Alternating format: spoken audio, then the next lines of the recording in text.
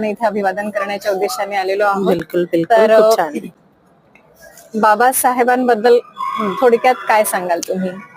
बाबासाहेबांबद्दल मला जे सांगायचं आहे, माझी जी दिनचर्या आहे त्याची सुरुवातच बाबांपासून होते आणि शेवट सुद्धा बाबांपासून होतो. म्हणजे पूर्ण 24 तास बाबा माझ्या जीवनामध्ये दिसतात प्रत्येक प्रसंगाला.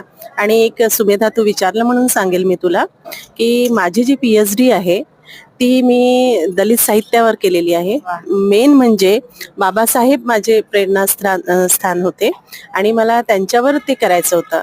तर मला हे सांगताना आनंद होईल की जसं हिंदू धर्माचं रामायण लिहिलेलं आहे तसं बाबासाहेबांवर भीमायन लिहिलेलं आहे. ही गोष्ट खूप कमी लोकांना माहिती आहे, खूप कमी लोकांना. तर मला इतका आनंद झाला त्यावेळेला की मला असं वाटलं की माझं जीवन सार्थकी लागलं मी तो जो विषय घेतला.